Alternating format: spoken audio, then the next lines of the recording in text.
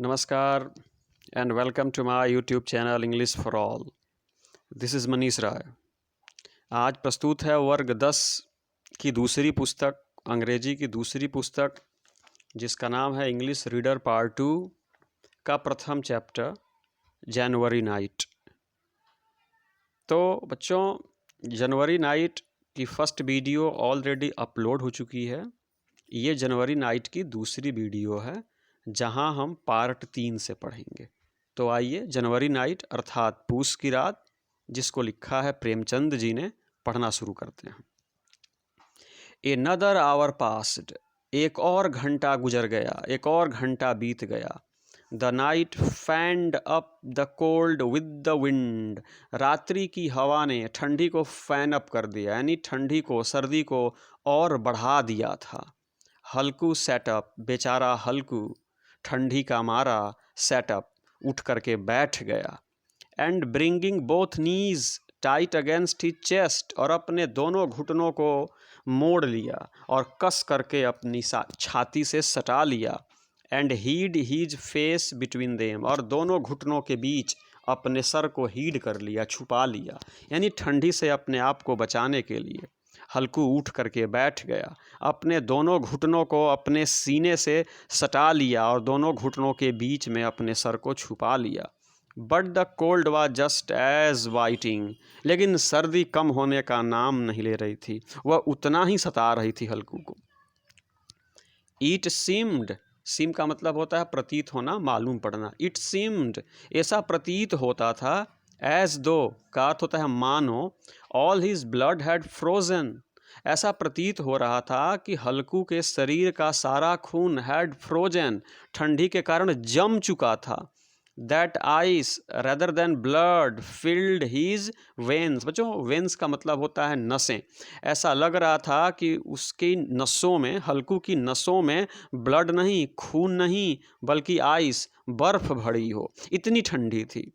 He leaned back to look at the skies, बच्चों he leaned back यानी पीछे मुड़ करके हल्कू ने to look at the skies, आकाश को देखने के लिए हल्कू पीछे की तरफ मुड़ा। How much of the night was still left, ये जानने के लिए कि अभी कितनी रात, how much of the night, कितनी रात अभी बाकी है। The dipper had not yet climbed half the sky, जो डीपर है ना, लघु सप्तर्षि होता है जो आकाश में दिखता है। Had not yet climbed half the sky, अभी वो आकाश में आधा भी नहीं चढ़ा था। By the time it was overhead, जब तक सप्तर्षि यानी वो तारों का झुंड सर के बिल्कुल ऊपर नहीं आ जाता, it would probably be morning. यहाँ पे बच्चों प्रेमचंद जी कह रहे हैं कि जो डीपर है ना, अभी आकाश में आधा भी नहीं चढ़ा था। By the time it was overhead it would probably be morning, यानी जब वह सर के ठीक ऊपर आ जाएगा तब जाकर के सुबह होगी। Night was not even 3 hours gone, यानी अभी रात्रि जो थी ना 3 घंटे भी नहीं बीती थी, और हल्कू ठंडी की वजह से बहुत परेशान था। आगे देखिए बच्चों, ओनली ए स्टोन्स थ्रो, इसका अर्थ होता है थोड़ी ही दूरी पर। Only a stone's throw from Halku's field there was a mango grove, बच्चों जो ये ग्रोव देख रहे हैं ना, इसका मतलब होता है बगीचा। हल्कू के खेत से थोड़ी ही दूरी पर there was a mango grove, एक आम का बगीचा था। The leaves had begun to fall and they were heaped in the grove, the leaves का मतलब होता है बच्चों पत्तियां, हैड बिगन टू फॉल, पत्तियां गिरनी शुरू हो चुकी थी, बगीचे में पत्तियां गिरनी शुरू हो चुकी थी। And they were heaped in the grove, और आम के बगीचे में पत्तियों का अंबार लगा हुआ था। हिप का मतलब होता है बच्चों अंबार या ढेर जिसको बोलते हैं। तो आम की पत्तियां झरने लगी थी और आम के बगीचे में पत्तियों का ढेर लगा हुआ था।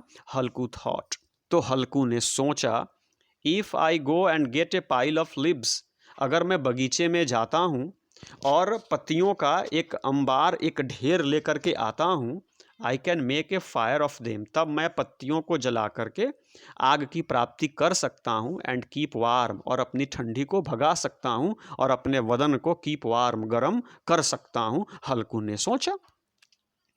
If anybody sees me gathering the leaves, बच्चों गैदर का मतलब होता है जमा करना, in the dead of night, रात्रि के सन्नाटे में, in the dead of night का मतलब होता है रात्रि के सन्नाटे में। हल्कू सोच रहे हैं कि if anybody sees me gathering the leaves in the dead of night, अगर कोई भी व्यक्ति रात्रि के सन्नाटे में मुझको पत्तियों को बटोरते हुए देखेगा, they will think it is a ghost, तब लोग सोचेंगे कि मैं भूत हूँ। देखिए बच्चों, हल्कू सोच रहे हैं कि अगर रात्रि के इस सन्नाटे में कोई भी व्यक्ति मुझको पत्तियों को बटोरते हुए देखेगा तो वो ये समझेगा कि मैं घोस्ट हूँ, मैं भूत हूँ। Of course there is a chance some animals hidden in my field waiting but I can't stand sitting here any longer. अब समझिए, ऑफ कोर्स बेशक, देयर इज ए चांस, एक मौका है, some animals hidden in my field waiting, ऐसा हो सकता है कि जब मैं बगीचे में जाऊं, पत्तियां आग के लिए इकट्ठा करूं, तो ऐसा हो सकता है कि सम एनिमल्स यानी कुछ जानवर हिडन इन माई फील्ड, जो मेरे खेत में छुपे हुए हैं, वेटिंग, इस प्रतीक्षा में कि मैं कहीं जाऊं और वे मेरे खेत में लगी फसलों को नष्ट कर दें। ऐसा हो सकता है कि कुछ एनिमल्स, कुछ जानवर मेरे खेत में छुपे हुए हों।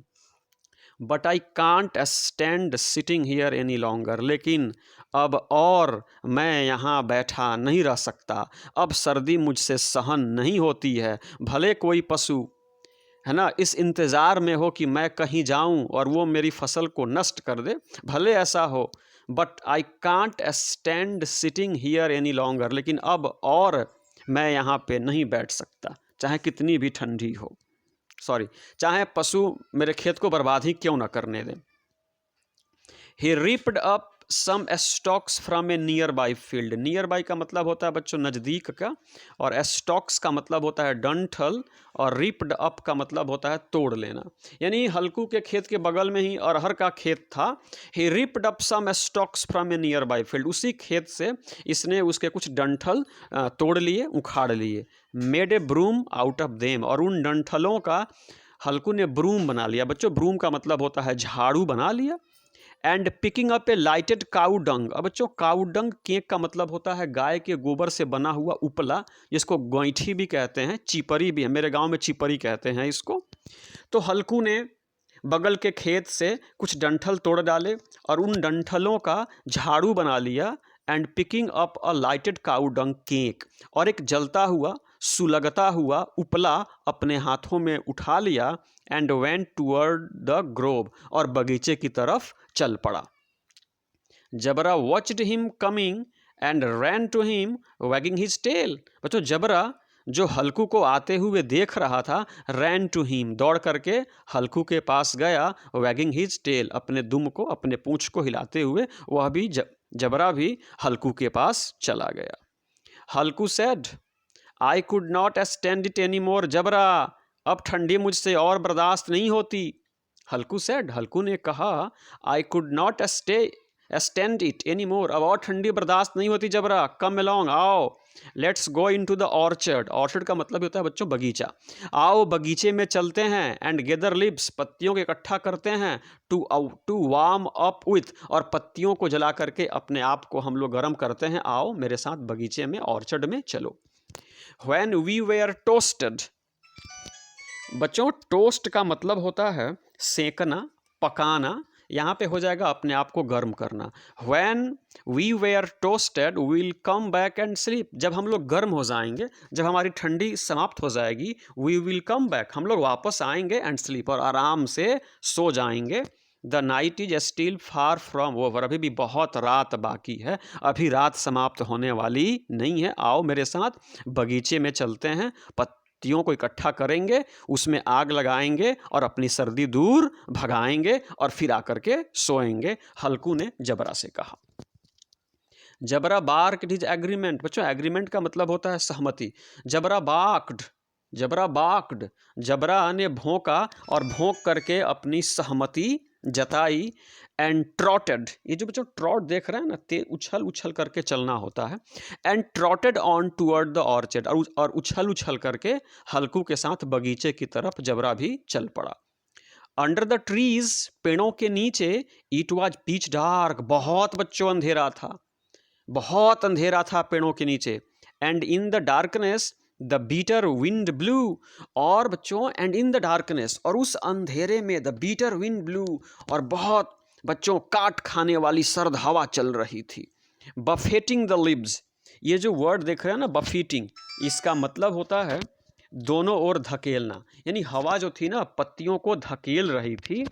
And drops of due, and drops of due का मतलब होता है ओस की बूंदें, सबनम की बूंदें, ड्रिप्ड बच्चों टपक रही थी फ्रॉम द ब्रांचेज, पेड़ों की डालियों से ओस की बूंदें टपक रही थीं, पत्तियां हवा में उड़ रही थीं, और काट खाने वाली सर्द हवा बह रही थी, और पेड़ों के नीचे बहुत अंधेरा था। ये हाल था बगीचे का।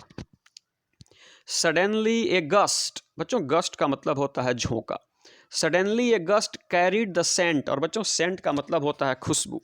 Suddenly a gust carried the scent of henna blossoms to him. Suddenly का मतलब अचानक, ए गस्ट यानी हवा का एक झोंका, हैना का मतलब होता है बच्चों मेहंदी, मेहंदी की खुशबू लेकर के आता है। Where is that sweet smell coming from Jabra, Jabra यह सुगंध, यह खुशबू कहाँ से आ रही है? और can't your nose make out anything as fragrant as this, क्या तुम्हारे नाक है ना इस तरह की खुशबू को नहीं समझ सकते हैं? क्या तुम्हारे नाकों को ऐसी खुशबू नहीं आ रही है? हल्कू ने जबरा से पूछा। जबरा हैड फाउंड अ बोन, बच्चों बोन का मतलब होता है हड्डी, लाइंग का मतलब पड़ी हुई, समवेयर का मतलब होता है कहीं। Jabra had found a bone lying somewhere, Jabra को है ना एक हड्डी जो कहीं पड़ी हुई थी ना, जबरा को मिल गई। And he was chewing, chewing का मतलब होता है चबाना, and he was chewing on it, और जबरा उस हड्डी को चबाए जा रहा था। Halku set his fire down on the ground, बच्चों हल्कू जो अपने साथ वो जलती हुई गैंठी को, उपले को लेकर के गया था ना, उसको ग्राउंड पे रख दिया, जमीन पे रख दिया। And began to gather the leaves, और पत्तियों को गैदर करने लगा, पत्तियों को बगीचे में इकट्ठा करने लगा। हिज हैंड्स वेयर फ्रोजन, बच्चों उस रात ठंडी के कारण हिज हैंड्स वेयर फ्रोजन, यानी हल्कू के हाथ बच्चों एकदम फ्रोजन हो गए थे, एकदम बच्चों जम गए थे, ऐसा लग रहा था।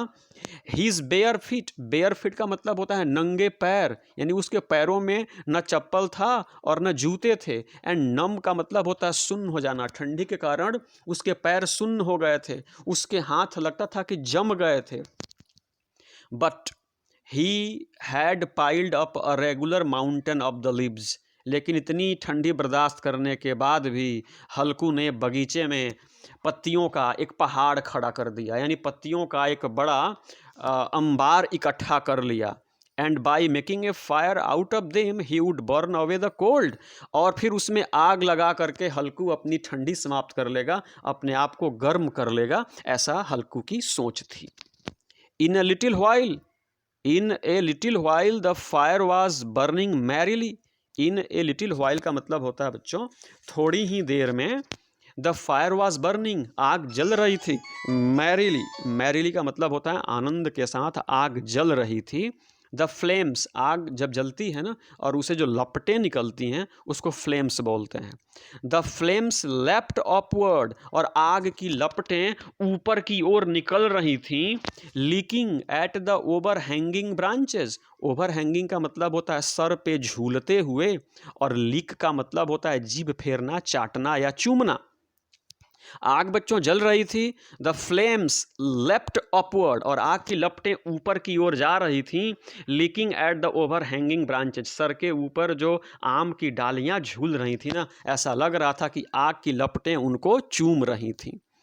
इन द फ्लिकरिंग लाइट, ये जो फ्लिकरिंग देख रहे हैं ना टिमटिमाती हुए प्रकाश में, द इमेंस ट्रीज, इमेंस का मतलब होता है बच्चों बहुत बड़ा, वेरी ह्यूज, बहुत विशाल। In the flickering light, the immense trees of the grove looked as though they were carrying the vast darkness on their heads. बच्चों डार्कनेस का मतलब होता है अंधेरा, यानी उस टिमटिमाती रोशनी में the immense trees of the grow, उस बगीचे के बड़े बड़े पेड़ लुक्ड दिखते थे, एज दो मानो they were carrying the vast darkness on their heads, कि वो इस भारी अंधेरे को अपने सर पे उठाए हों, ऐसा प्रतीत हो रहा था। In the blissful sea of darkness, in the blissful का मतलब होता है बच्चों आनंददायक। In the blissful sea of darkness the firelight seemed to pitch and toss like a boat in the blissful sea of darkness. इस आनंददायक अंधेरी समुद्र में ऐसा लग रहा था जो नौका चलती है ना, जैसे नौका हिचकोले खाती है, वैसे इस अंधेरे में जो आग की लपटें थी ना, वह भी ऊपर नीचे हिचकोले खाते हुए प्रतीत हो रही थी। हल्कू सेट बिफोर द फायर। बच्चों, हल्कू आग के सामने बैठ गया। बिफोर का मतलब हुआ सामने। हल्कू सेट बिफोर द फायर, हल्कू आग के सामने बैठ गया। And let it warm him, और आग को अपने शरीर में लगने देना शुरू कर दिया, यानी आग सेकने लगा हल्कू। आफ्टर ए व्हाइल, थोड़ी ही देर में, he took off his shawl, take off का मतलब हटा देना, थोड़ी ही देर में he took off his sol, हल्कू ने अपने सॉल को उतार दिया। And tucked it behind him, और अपने उतार करके अपने पीछे सॉल को रख दिया।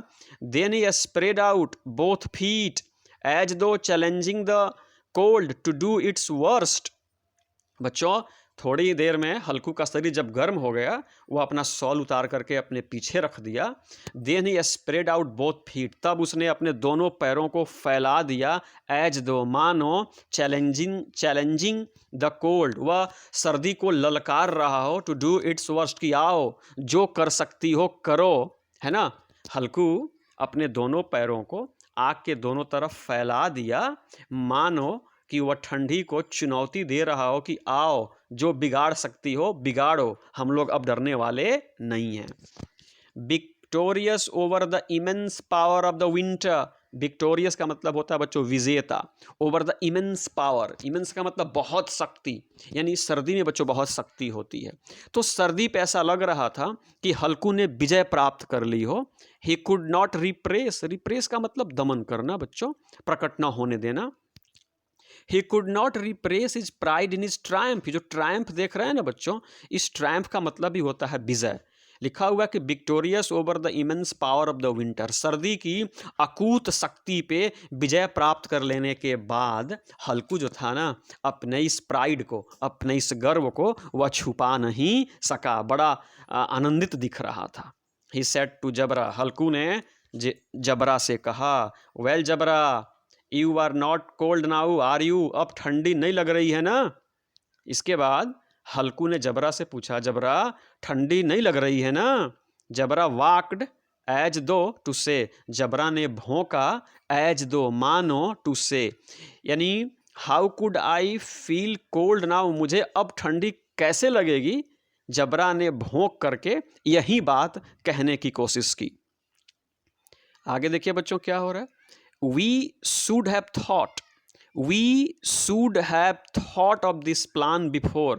हल्कू कह रहे हैं कि we should have thought of this plan before। ये जो योजना हम लोग अभी बगीचे में गए, पत्तियों को इकट्ठा किए, उसमें आग लगाई, अपनी सर्दी दूर भगाई, तो we should have thought of this plan before, इस योजना को हमें पहले सोच लेना चाहिए था।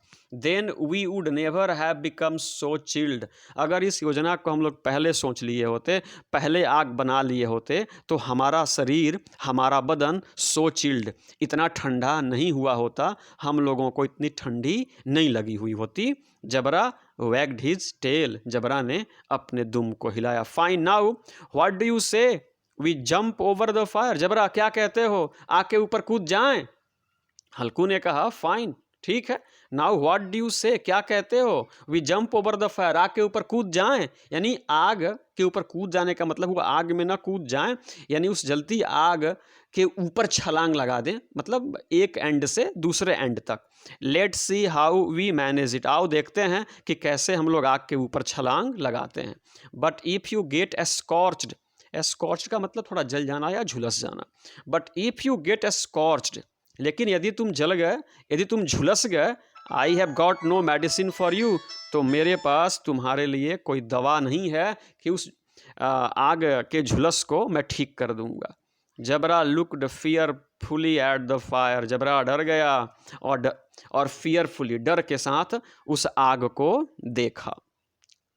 We must not tell Munni tomorrow, यानी हम लोग कल मुन्नी को आज जो कुछ भी हो रहा है, कि हम लोग बगल के बगीचे में गए, वहाँ पत्तियाँ इकट्ठी की, आग जलाई, अपनी ठंडी भगाई और आग के ऊपर कूदने की भी योजना बना रहे हैं, कल मुन्नी को मत बताना, और देयर विल बी ए रो, नहीं तो कल झगड़ा हो जाएगा, मुन्नी नाराज हो जाएगी।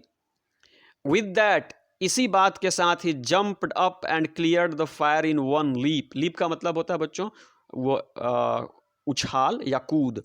इसी के साथ ही हल्कू जंप्ड अप, कूदा, और एक ही उछाल में, है ना, आग को पार कर गया, आग को तड़प गया। ही गॉट हिज लेग्स सिंज्ड, सिंज्ड का मतलब होता है बच्चों झुलसना।